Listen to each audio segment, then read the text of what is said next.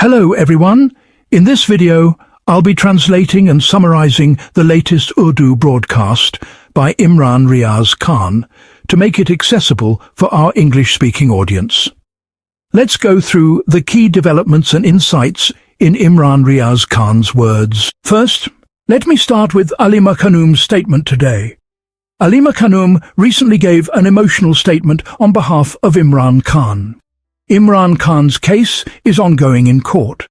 In relation to that case, Imran Khan met with his sister inside Adiala jail. And then Imran Khan and his sisters together decided that going forward, Imran Khan's messages should be conveyed to the public not by Alima Khanum, but by his other sisters. This news had come out earlier too, and Imran Khan's family had reacted to it. Now, when they went inside the jail and discussed, this decision was finalized. Why was this decided? Imran Khan is in a lot of pain. He said, "It's been more than 2 years now that I've been in jail. There is no one inside my party who dares to carry the burden of what I want to say. No one can bear the weight of the messages I give or the statements I want to release. When no one else would say what I want to convey, I slowly started sending these statements through my sisters. The messages I wanted to get out, I have been gradually sending through them because no one else could carry that burden." These are Imran Khan's words. He said that when no one could carry the burden, he gave the message to his sister to go out and give it to the media. And because of that, a campaign is being run against his sister. Imran Khan also said that this party has been around for 30 years. Until now, his sisters never had any interest in party affairs, nor did they ever try to take any position or participate in decisions. So things said about his sisters should not have been said. Many people, look, Sher Afzal Marwat, Gandapur and some others, they are actually people close to Gandapur's circle. Earlier, Gandapur used to strongly dislike Sher Afzal Marwat, but now, if you look, the air cannot even pass between Sher Afzal Marwat and Gandapur. They are very close. May Allah keep that friendship safe. Now, whether it is Marwat or other people close to Gandapur, they're all currently throwing mud at Alima Khanum. That hurt Imran Khan. His sister said that Imran Khan is the chairman and PTI is Imran Khan's group. Sisters will naturally say that he has worked so hard. Our brother has spent his whole life on this. He built a political party up to this point. You cannot separate him from that. Why talk about who will come after Imran Khan? Our real focus is Imran Khan's release. He is illegally imprisoned. We do not risk our lives and work so hard every day for anything else. We face repeated arrests and are told that Imran Khan will remain in prison his whole life, or be in jail for 10 years. We are told repeatedly that he will not come out of custody for the next 10 years. Imran Khan is the chairman and will remain the chairman, and God willing our opponents will forget the idea that Imran Khan will be imprisoned for the next 10 years, because this is unlawful detention. His cases are over, but he is still detained and in isolation. Another thing he said, Imran Khan said he will not bow down to Asim law. His family also said they will not bow down. Alima Khan said that there are warrants out against her too, but they are not worried. Even if they arrest us, we do not care because we have been arrested before.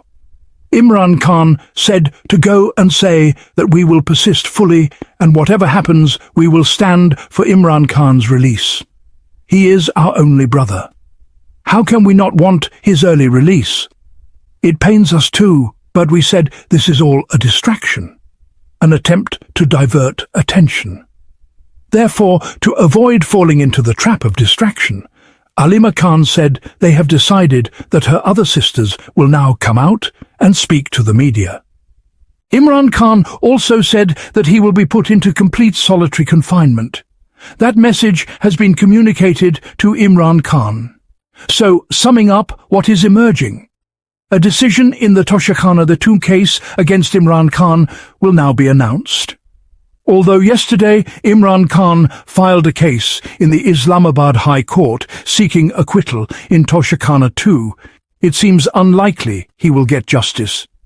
Instead, some tactic will be used to delay things, another long date will be given, and before the next date, Imran Khan will be sentenced. This case has been pending for many months. When Imran Khan is sentenced, then in the Al-Qadir University case he may get bail, and then he will be put into another case. It is now being said that Imran Khan will be transferred from here to somewhere else and placed in full isolation or solitary confinement. Because Pakistan's army chief is very angry. He does not like Imran Khan. Everyone knows that Army Chief Asim Munir has a lot of power, and it's not in his nature to tolerate Imran Khan. He will take revenge, and that revenge is visible repeatedly. In any case, Imran Khan said they will isolate him, and the detailed messages from him will be released via his social media. When that message arrives, I will share it with you. One more big piece of news concerns Azad Kashmir. The Joint Awami Action Committee, or Joint Awami Action Committee, held talks with the current government, whether it is the PMLN government or the Azad Kashmir government. And although so far they have not received much of what was promised, some actions have started.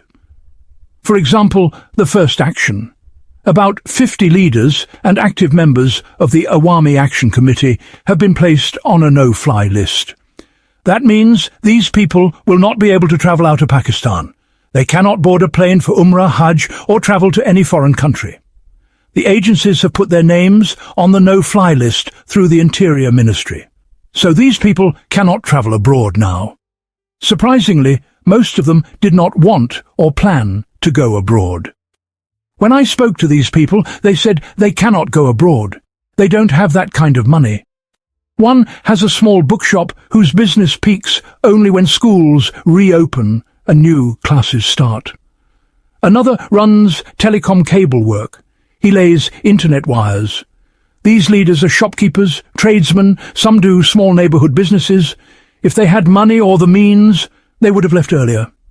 In Azad Kashmir, there is a trend for people to go abroad. These are poor people linked with their communities. They say they have no desire to go abroad, their focus is only on their work. They say the authorities gave them promises. Remember, the guarantee was given by military establishment officers who intervened in the middle. There was an assurance. If things are done within 15 days, fine. If not, the Awami Action Committee will take action. Reports from areas of Azad Kashmir outside the region are not good. Many are reporting harsh treatment. After identity cards were checked, there are reports that Islamabad police conducted abusive actions up to strip searches. These reports and audios circulating in WhatsApp groups are causing quite a stir. What is this? Look, the police may be angry. There were assaults in Azad Kashmir. Mohsin Naqvi and others, through their poor policies or military establishment and agency people present there, instigated the police, so why arrest them there where people are diverse? If the politicians or people in power who put certain folks in charge have any sense, they should stop these disgraceful sequences. Another incident was reported from the towns of Azad Kashmir. 3 young men from Mirpur and Thakiala were allegedly subjected to violence on return at Islamabad airport and forced to chant Kashmir Murdabad. These reports came with details. If such incidents occurred, the people involved should come forward and say whether it happened or not. Ahmed Farhad also said they should come and speak. Spreading these kinds of reports will worsen the situation. If it did happen, report it so legal action can be taken. I have also heard there is a list of about 200 people. If these 200 are arrested in Azad Kashmir, the Awami Action Committee will be rendered ineffective. They say, even if you arrest 200, we have 2,000 people. You still cannot do anything. Another thing they announced is that on the 9th they will celebrate. Earlier, they declared a 3-day mourning for those who were martyred or harmed in Azad Kashmir in clashes. Now they say that by Allah's grace and through unity and solidarity, they have defeated the Pakistani establishment. Look, the establishment has been defeated multiple times. The worst defeat was in 1971, when the country split. Another severe defeat happened on February 8, 2024. The establishment has faced very serious setbacks. People have put them under immense pressure. And there have been other defeats before this as well. But these are big defeats. Now, a major defeat has occurred for them in Azad Kashmir, where they had to retreat from their stance and listen to the people. Now, people are saying that since they have been given only 15 days' time, they will wait only for 15 days. The matter was supposed to be settled on Friday or Saturday.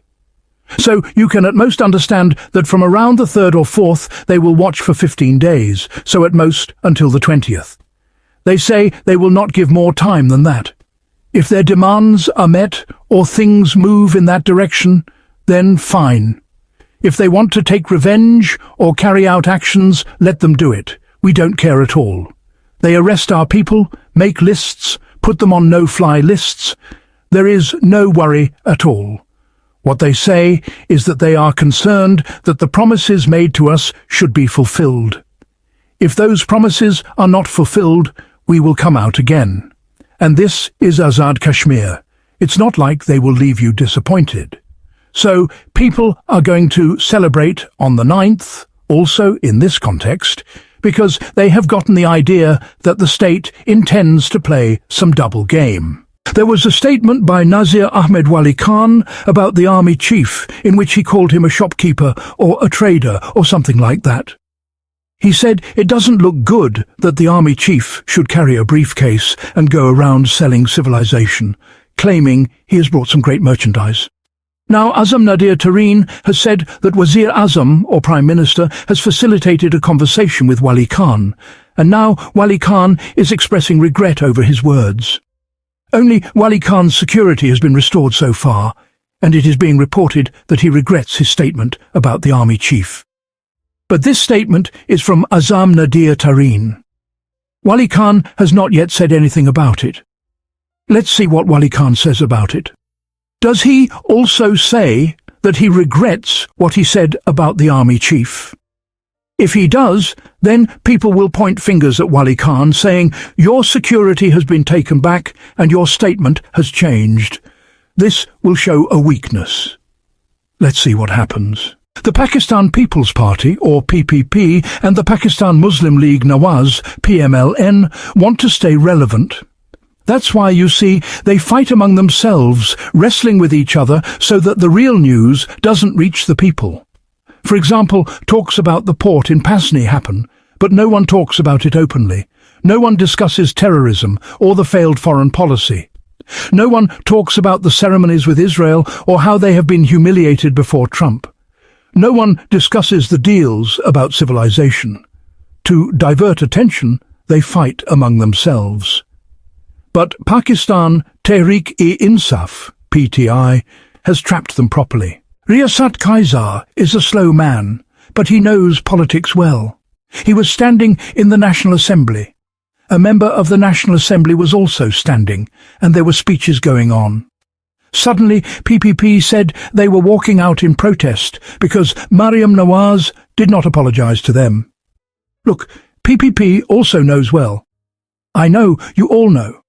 PPP cannot get Mariam Nawaz to apologize. There is a reason for this.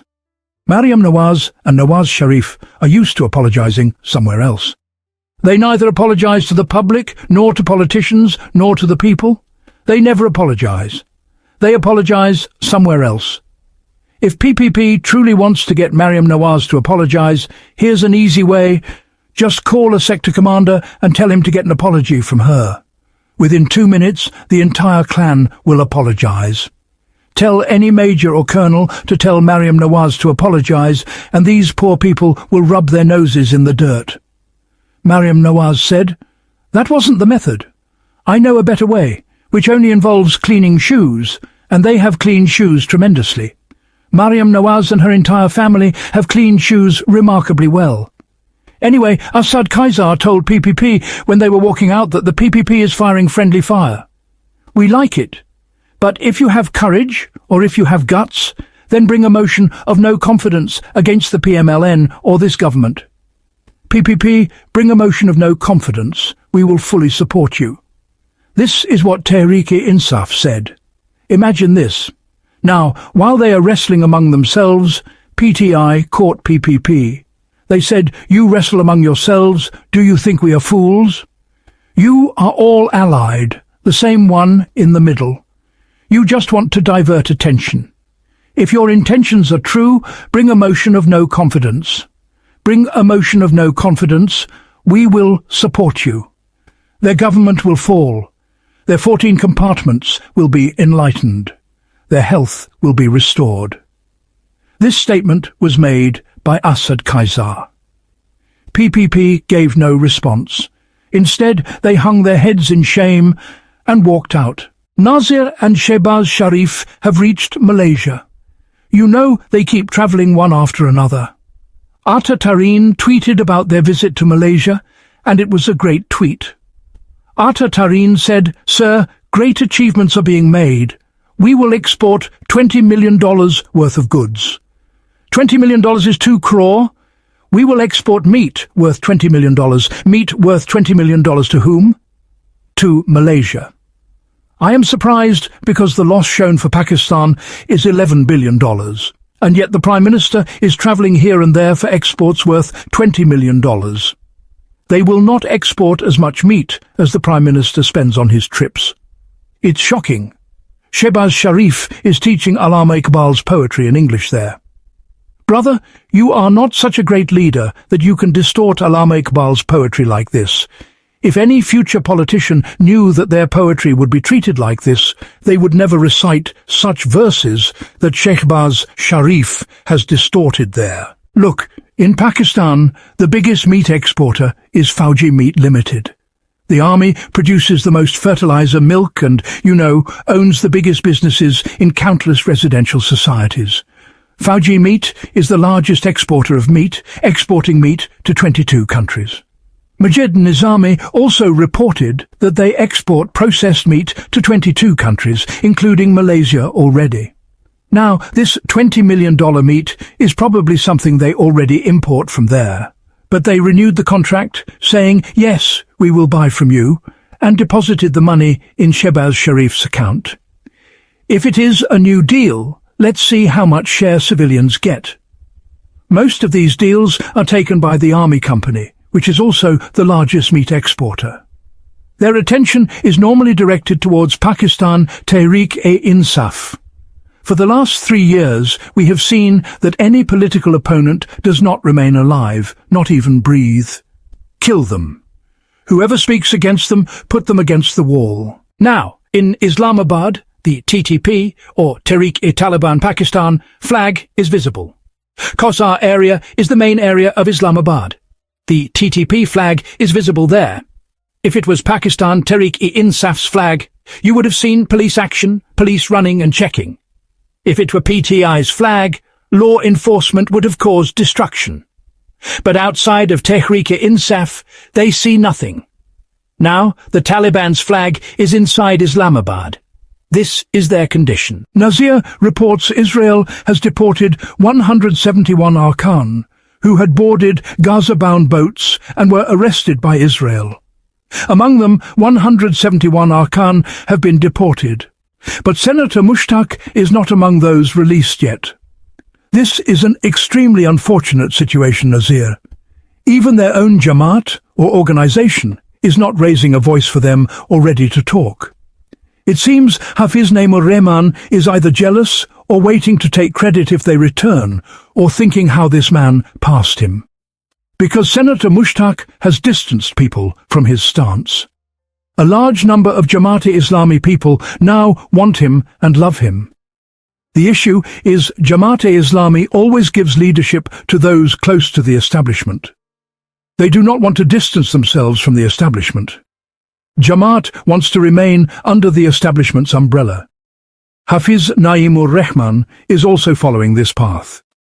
He criticizes Imran Khan, who is in jail, saying there were no tweets. People have brought out all of Imran Khan's tweets and asked him to read them. If that is not enough, they will send more. But Naeem-ur-Rahman has said nothing. He should have spoken extensively for Senator Mushtaq, urging the government of Pakistan to ensure his quick return. One last interesting report.